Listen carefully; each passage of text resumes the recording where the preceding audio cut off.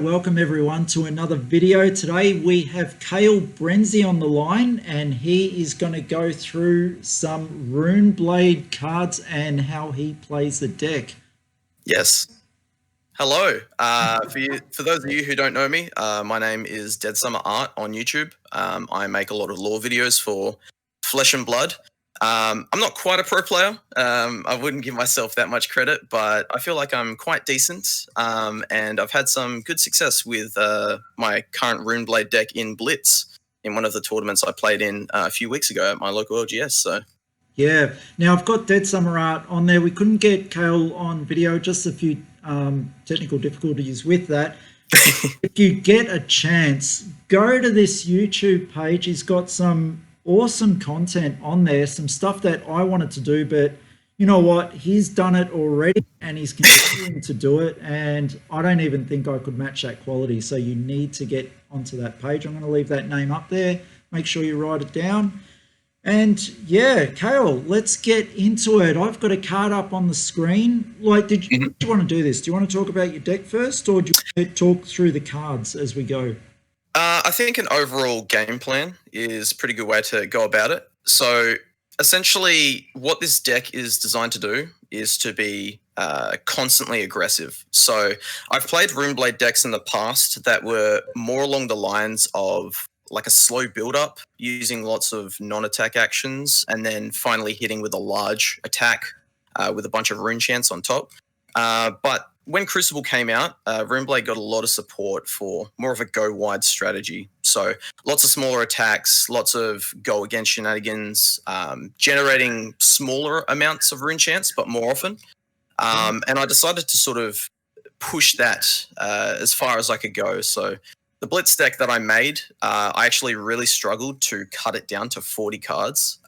There's just so many good cards for Runeblade at the moment that it made it very difficult to try and cut it down. I probably mulled over it for probably about 2 hours the night before of the event. So, but yeah, that's generally the gist of what the deck does. It wants to be very aggressive, push your opponent off tempo, because a lot of the decks that I verse at my local LGS are very tempo based, and if you can knock them off their rhythm, it's normally quite hard for them to get back. So yeah, no, very good. Yeah, I'm an aggro player myself, and Runeblade presented to me a kind of deck where you needed to set up for these big hits, but you're saying that you can actually play wide and not so high anymore.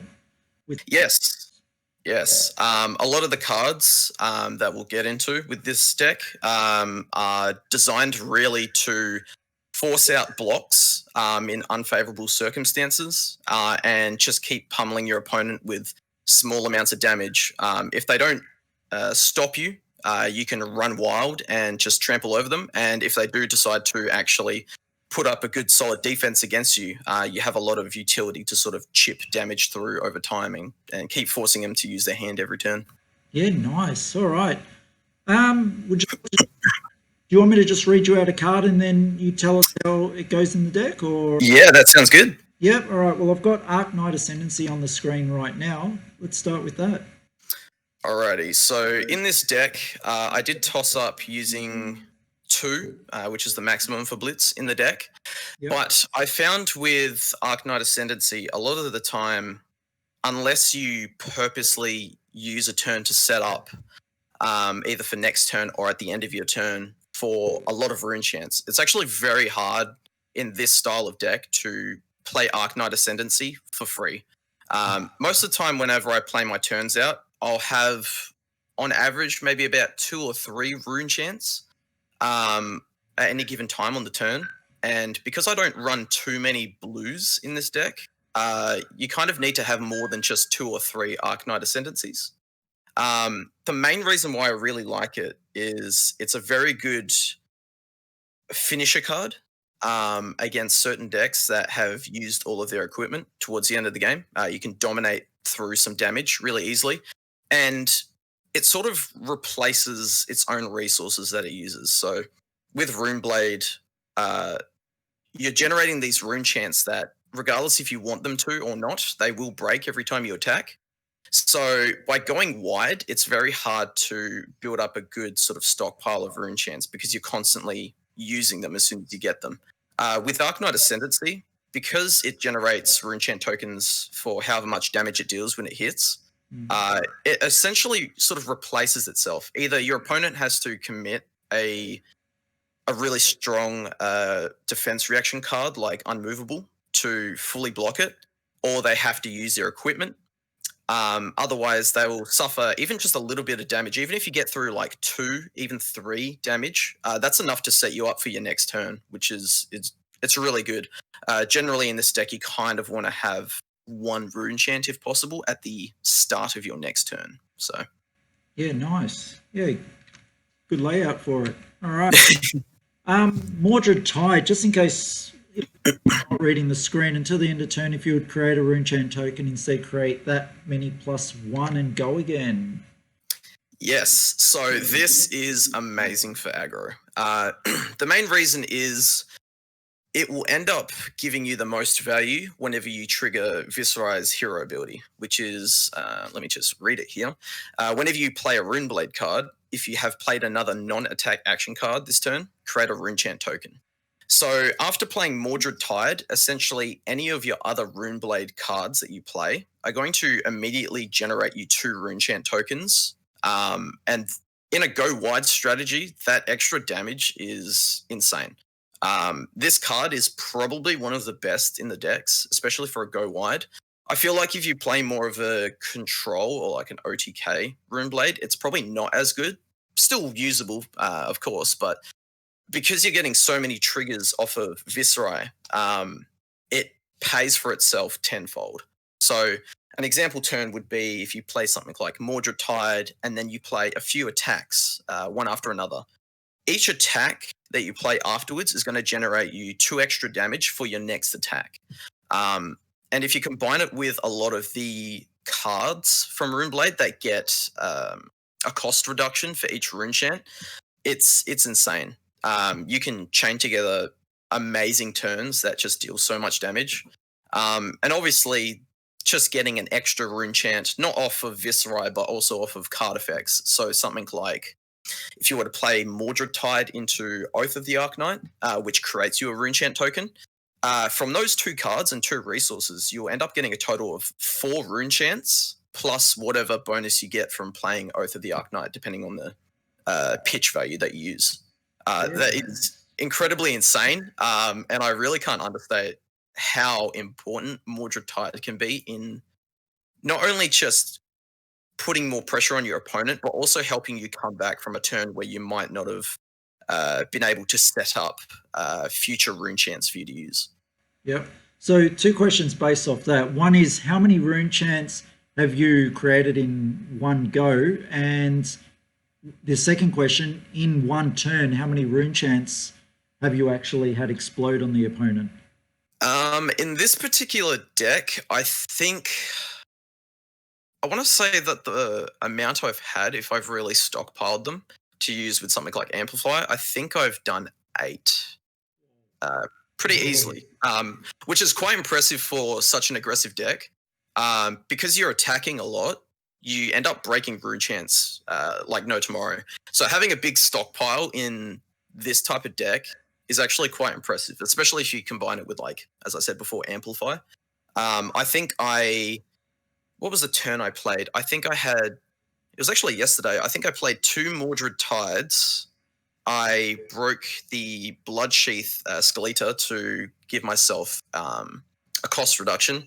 I played Oath of the Arknight yellow into a red Amplify, and that was 8 regular damage and 8 Runechants on one turn. Wow. So it was pretty nuts. Yeah, my opponent wasn't too happy. So hard to defend. Very hard. Yes. All right, let's move on to the next one. And we've got Become the Arknight. I'll quickly read it. Viserai Specialization. Discard a non-attack action card. Search your deck for a Runeblade attack action card. Reveal it, put it into your hand, then shuffle your deck. Or discard an attack action card and then do the opposite. Search for a non-attack action card. Yes. So as you stated in your top 10 Runeblade cards, the points you made were actually pretty much some of the reasons why I really like this card. Having a card that can pitch for 3, defend for 3, and it costs nothing to play is insane. That's a really good value. That's why you see cards like, I believe, Teklo Core might defend for 3 as well in Mech. Ooh, they keep going.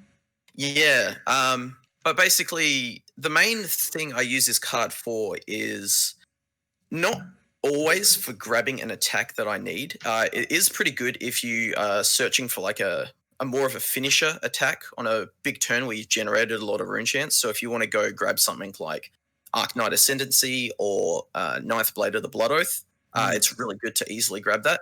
But oftentimes I actually end up playing it just to help trigger Viscerai's hero ability and then searching for a card that is actually like a 2 or a 3 pitch card, and then just using the card I've searched for to pitch to pay for some of my bigger attacks on the turn. So oftentimes when I play it, I'll end up grabbing something like, I think I've got Blue Morverian Skies in the deck. Yep. And even if I don't use it for its effect, I still have it as resource to essentially play out the rest of my turn. So it's a really good hand fixer. I feel like there's not many times where I wouldn't be happy with it in my hand.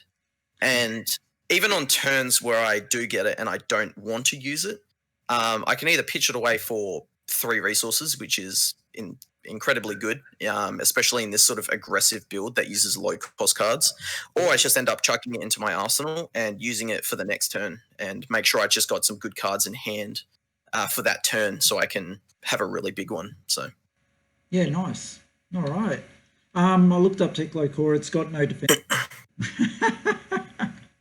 Sorry, what was that? You just cut out for me for a moment. Oh, sorry. It's no defense value on Teklo Core. Oh, okay. I didn't actually know that. Oh, there you go. All but right. yeah. Yeah. All right. Next card we've got is reduce the rune chant. Cost 1 less to play for each rune chant you control, and it's create a rune chant token. It's a defense reaction. Yes. This is sort of the premier, I guess, defense reaction that you'd want to use in this type of aggressive Runeblade deck. There are a few options that you could use instead, such as Sink Below, or I'm trying to remember the other defense reaction card that costs nothing. I think it's Fateful Scene. Yeah, Fateful Scene. Yep. Yeah, that one. So you could use those 2 in replacement of these, but I feel like even though this costs 1 more than those cards, most of the time you're going to end up playing it for free anyway, just due to how you end your turn. Because rune chants, when you create them with an attack, they don't actually get broken as part of that attack. That means oftentimes at the end of your turn, you'll end up having 1 or 2 rune chants just sitting there. Which means you can easily play for free, reduce the rune chant, and still get that sort of premium defense reaction amount of blocking that you would from some of those other defense reactions. On top of that, it also creates your rune chant token. So even in the worst case scenario, if you do have to pay for this card, you're still getting some inherent value for your next turn out of it. As I stated before, having even just 1 rune chant token at the start of your turn is very good for triggering some of the other effects of some of your other attacks that you'd have in this deck. So stuff like Consuming Volition, which requires you to deal arcane damage in order to have its effect. Meet and Greet gains go again if you deal arcane damage. So it's just having that 1 pip of arcane damage just sort of sitting at the ready for your next turn is really helpful. A lot of the time I find that just playing reduced to rune chant to block an attack, even if it's not one that will do a lot of damage to me, is still worthwhile just to get that extra rune chant at the start of your next turn. So this is pretty much the only defense reaction I run in the deck, mainly because this is a more aggressive build. But if you were to play something that was a bit more slower paced, I could see you easily running a bunch of these, plus maybe even a few unmovables or sink belows as well. But this is probably your main one that you'd want to run in your deck, regardless of what type of style of Runeblade that you play. It's just kind of too good to pass up, really. Yep. Curious, you were talking about Go again, just made me wonder, what attacks are you getting off in a good turn with the deck? On a good turn, I normally do about 3 attacks. Yeah, nice. So I'll do something like, let's say, have a look through my list to see what I got. Oftentimes I'll do something like a meet and greet into, say, another meet and greet or a consuming volition into a reaping blade attack. So I actually use the reaping blade weapon quite a lot in this deck. And I'll go into why I decided to choose that one over the Nebula Blade when we get to it. But yeah, on a good turn, you'll get 3 attacks. On somewhat okay turns, you might get 1 or 2 attacks, but they will normally be buffered with some rune chance to go along with it. Yeah, nice. All right, we'll get on to the next card, and we've got Oath of the Arknights. Your next rune blade attack gets, well, +3, +2, +1. Create a rune chain token and go again. Yes, this is a very good setup on a turn where you feel like you might not be able to get a lot of attacks out. Just due to the fact that it is a 2 cost, it makes it a bit harder to play in conjunction with quite a few multiple attacks. But in this deck, I'm not actually too afraid of just doing 1 big attack every now and then. And Oath of the Arknight helps a lot with that. As I said before, if you combine this with Mordred Tide, playing that first, you instantly get 4 rune chance, and your next attack gets a bonus of some sort, which is really, really good. The card itself defends for 3, so if you really have to block with it, you can. But I'm not too concerned about trying to get Oath of the Arknight out as soon as possible. If I'm able to use it, I will use it, but oftentimes the cost of it makes it a bit too much to try and justify spending those resources on your turn to play. But if you can get it off, especially with something like Arknight Ascendancy, if you get the red version off with that, you end up with at least 8 dominate damage and extra rune chance on top. So, wow, yeah, very nice. All right, move on to the next one. By the Arknight, it costs 1 less to play for each rune chant you control. So this particular attack, I would consider the staple attack for this deck. Where possible, if you want to have a good turn, trying to get out and amplify the Arknight is a very good idea. So it's not uncommon for this deck to have at least 2 rune chants at a time on average at any given point during your turn, which makes this card essentially a 1 cost 5 damage or a 1 cost 6 damage, which is better than a lot of the other attacks that you'll get from classes like Ninja, for example. Their premier sort of 5 damage attack is Surging Strike, and that costs 2. So if you can even get 1 rune chant token and use it in conjunction with Amplify, you end up getting a better value Surging Strike, but for Runeblade.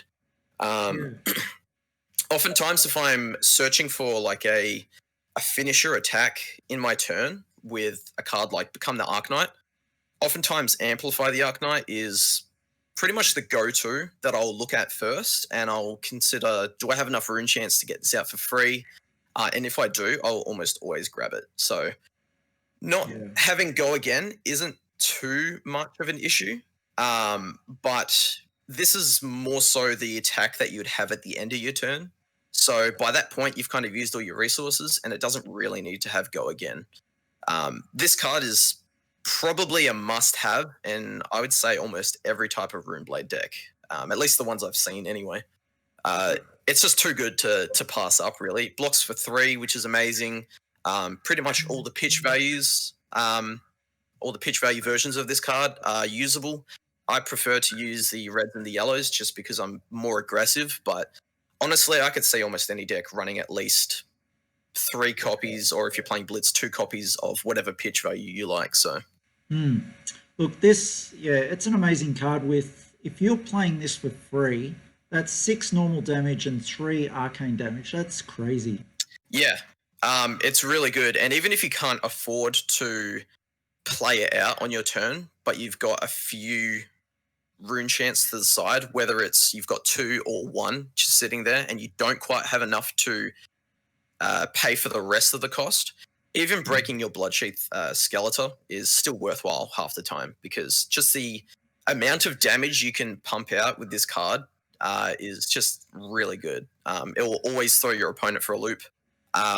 This is normally the type of attack that will sort of make or break my opponent's next turn. And it's normally whenever I attack with this card, it's normally the attack that takes them the longest to figure out how they want to block it. Yeah. So either I get in some good damage or their next turn is going to be really bad, which both of those scenarios is good for this deck. So Yeah, no, I like it. And people, if you got this card, it's a common card. Look for it in foil because that blue shows up so nicely. oh yeah, yep. Yeah. All right, next card we've got up. Oh, Arknight Shard already. Yep, there it is. Yes. So that particular card, it's understandable if you don't have that. It is quite rare. I got pretty lucky pulling it when I opened up a full case of boosters. I got some insane pulls in that case. I got the Arknight Shard. I got Shyana, the Shapeshifter. I got an Extended Art Twinning Blade. I got a foil Gorganian Tome. All in the same case. It was nuts. So I got pretty much the best cards I could from it. So when I pulled it, I considered... Let me just say, I opened up 32 boxes and all I got was one legendary. No Wow. trade, no nothing. All I got was Shifter. So, yeah, I was a bit dirty on that. Yeah. I've noticed... case. Oh, my goodness. I've noticed a pattern recently in the community where if people open up a case and they pull the Arknight Shard or they pull Shyana, they get the other one as well.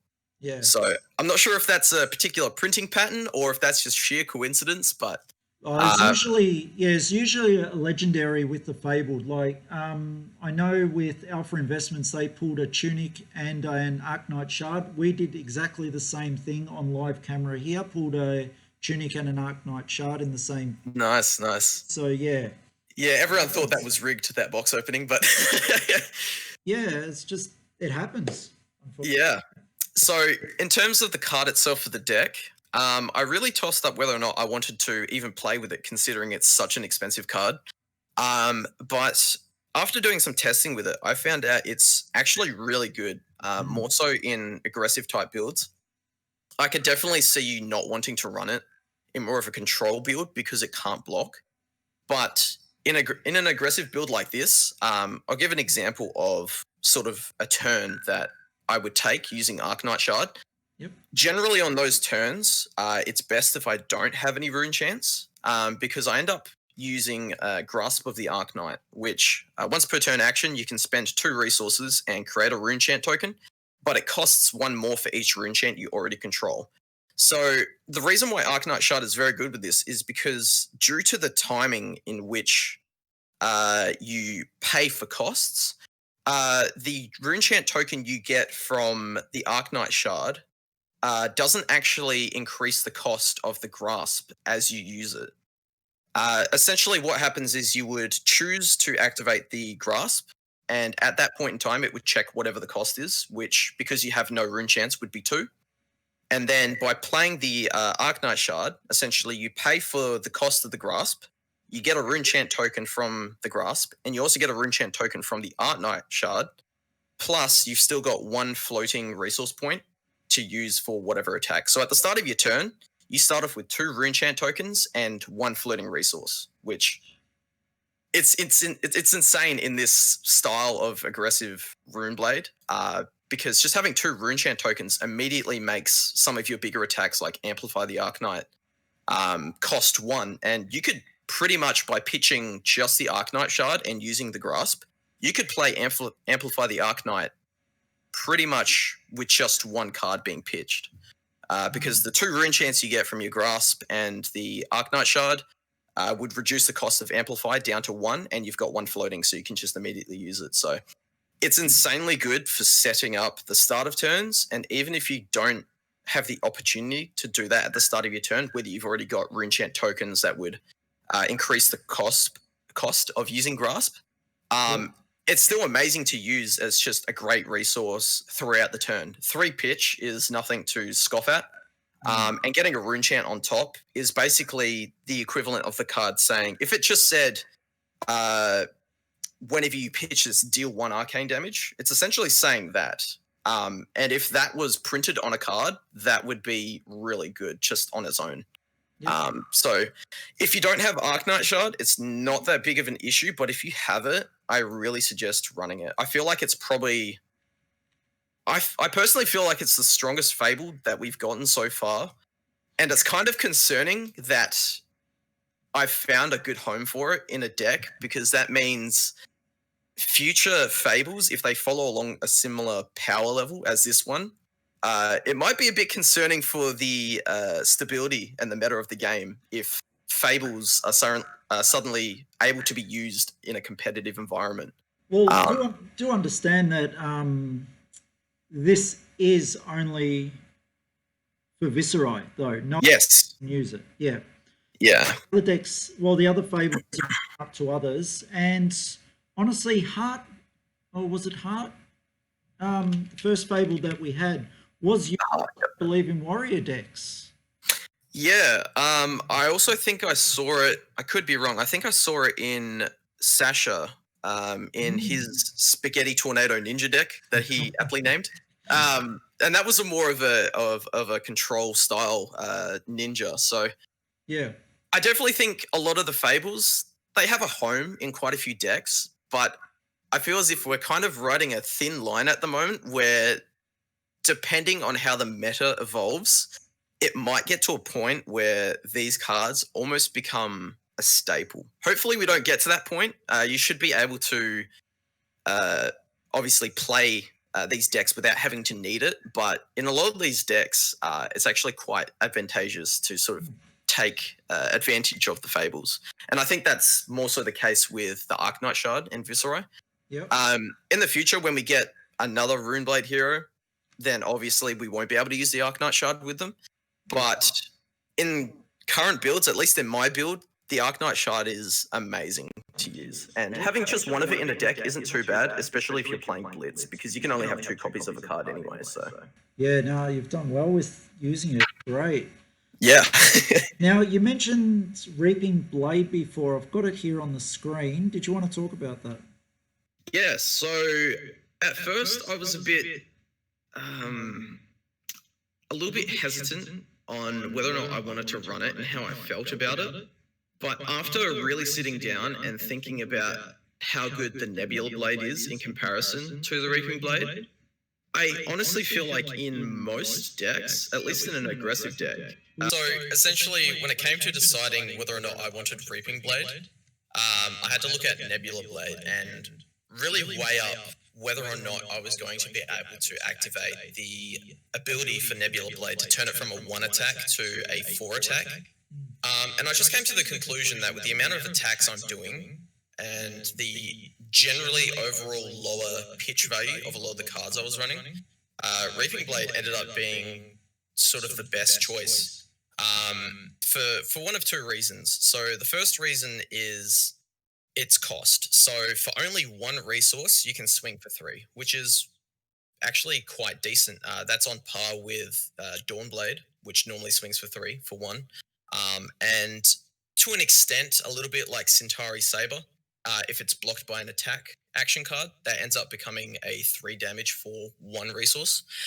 And also for its second ability. So generally, it doesn't apply to the opponent as much as I would like. It ends up applying to myself more often than not because of my aggressive play style with this deck.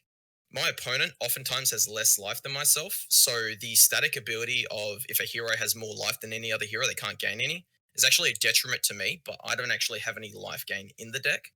So it's basically just there as a fail-safe for if I'm versing a deck and I'm really struggling to get damage through and they end up with more life than me at one point in the game.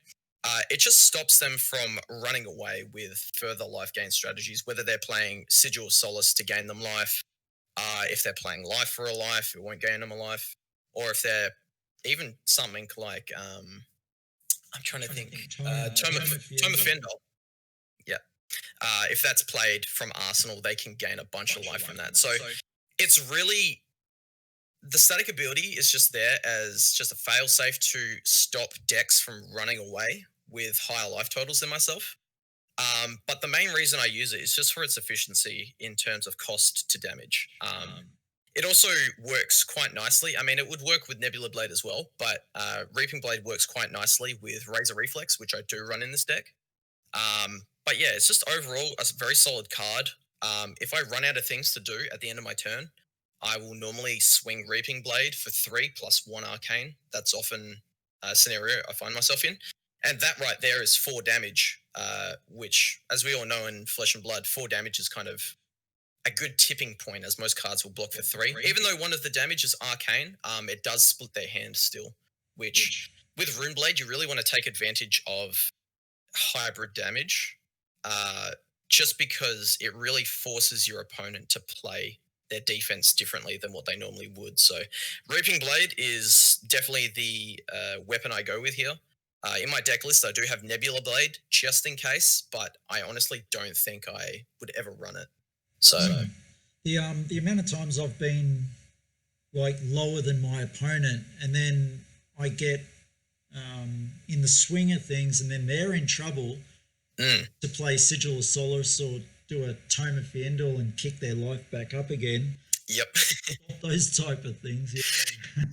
So it's just an insurance policy, really.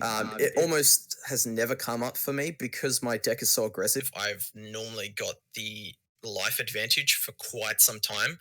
Normally it's only until the end of the game where I decide to take some more damage, is when it might start affecting your opponent. But for the most part, it's just there as a failsafe. So yeah, nice. All right, we'll get on to the next card. Here we go. We've got Bloodsheath Skeletor. Can destroy it in the next attack action and non-attack action card you play this turn. Costs 1 less to play, and it's got temper. Yep. Yes. So I did toss up when I first saw this card spoiled whether or not I thought it would replace Spring Tunic in my deck, and I came to the conclusion that it actually does. So when I was first playing Runeblade, I was playing more of a slower paced, build up a bunch of rune chants on a turn and then do 1 attack. So it wasn't necessarily control or OTK, it was just more of a slow build up, I guess in a similar vein to how Bravo decks would often play. I found that at least in most of the deck types of Runeblade that I play, Spring Tunic is nice, but oftentimes 1 resource over 3 turns isn't that big of a deal as a lot of people would probably make it out for, at least in this type of deck. When you compare it to Bloodsheath, which is a good, almost like an insurance policy, I guess, again. If you're having an off turn and you're stuck with attacks that you want to use, but you just don't have enough resources to play, Bloodsheath can really help you get that tempo back on your turn.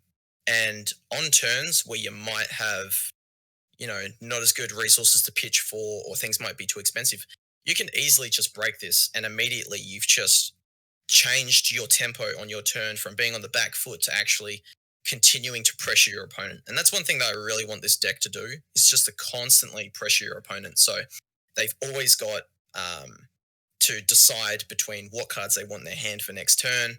They've always got less cards in their hand than they would like. The other added benefit is really the blocking potential. Most of the time, I won't use the Bloodsheath to the point that it breaks because I actually want to keep its effect. But just having a free 2 damage block that you can use against pretty much any attack, whether it's Dominate or not, is really good. I will oftentimes use this against the Ninja's Kodachis to block. If I want to try force out like a Razor Reflex or something from them. For example, whenever I play against Ninja, I've learnt quickly because my coworker who also plays Ninja a lot, so I've versed him quite a few times, and I've learnt quickly that you really want to block probably the second Kodachi that comes at you, because that way, if they want to get their Masko momentum trigger off, they then have to get another 3 attacks in a row. Yeah, that's right. So I'll often use this as like blocking the second Kodachi when I'm versing Ninja. And then it makes it so if they want to get that extra damage through to get the hit, they have to spend a resource on it. So yeah, they need 5 cards in the line, which is talked about in my videos before.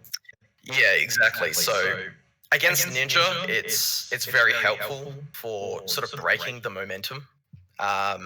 And just having a free 2 block on your side of the field is really good.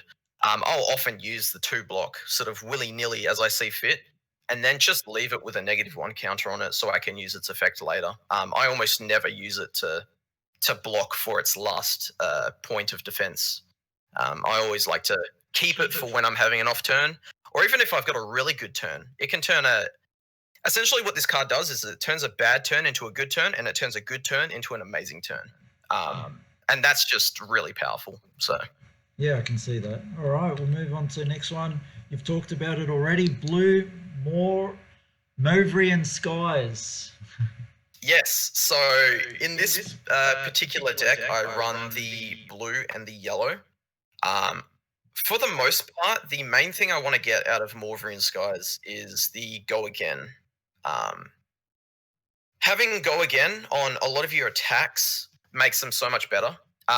This is also why I feel like Rune Flash is a little bit, I wouldn't say overhyped, but at least in this deck, I don't run Rune Flash because I can easily give an attack Go Again should I need to with Morvrian Skies, or I also run Snapdragon Scalers. So most of my attacks that I do, I have a bunch of attacks that are actually 1 cost. So Snapdragon Scalers helps me give them Go Again if I don't have Morvrian Skies. But having Morvrian Skies on there is really good. Not only does it help you trigger Viscerai's hero ability to get more rune chance, but it also has an additional threat of if your attack does any damage, you just get even more value out of it. So it's sort of helping to once again force your opponent to make unfavorable blocks in favor of you. But realistically, at least in this deck, you don't care too much if you get the extra rune chance. That's just an extra bonus. You mainly use it for your Go Again. So because of that, I figured I wouldn't run the red version of Morvrian Skies because I don't care too much about the amount of rune chance I get. I just want to give my attacks Go Again. So Morvrian Skies is one of 2 cards, 3 cards actually in my deck that actually pitch for 3. So you've got Morvrian, Become the Arknight, and the Arknight Shard itself. So it's just a very good card to always have in your hand. You can play it for free, so you're always getting some value out of it on your next attack. It's just a really good card. If this blocked for 3, it would be way too powerful, I reckon, if Morvrian Skies could block for 3. So having it block for 2 is a good compromise for its power level, I reckon. At least in this style of Runeblade deck. So yeah, no, that's the only thing it's missing is that it's a blue pitch, it's 0 cost, it just needs to block for 3 with my... Yep. All right, now there was one card that I put in late that seems to have missed, and it's back here, the Rune Flash. You did talk about it, I didn't have it in there. Costs 1 less to play for each rune chant you control and Go Again. Did you want to talk about that? You do include it, don't you? So Rune Flash I don't actually include. Right, okay. So that's why I didn't have it in there initially then. Yeah, you would put it in the talk and I'm like, So I feel like the main thing people point to when they look at Rune Flash is the fact that it inherently has Go Again. That's where I think most of its value comes from, because if you actually compare, say for example, a red Rune Flash to something like a red Consuming Volition or a red Meet and Greet, they deal the same amount of damage, and I believe they block for the same. I see here that Consuming and Meet and Greet both block for 3, so the value that you're looking to get out of Rune Flash is just the Go Again, but with cards like Morvrian Skies coming out in Crucible, it's really reduced the need for your attacks to inherently have Go Again, because you can just give them Go Again regardless.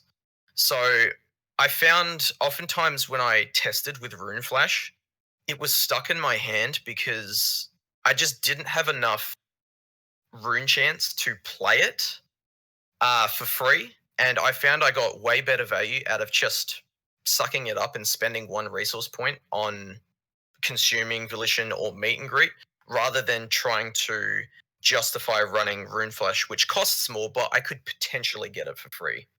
I just felt like with the combination of Morvrian and some of the new attacks we've gotten that only cost 1, it's really put me off ever wanting to run Rune Flash, at least at the moment.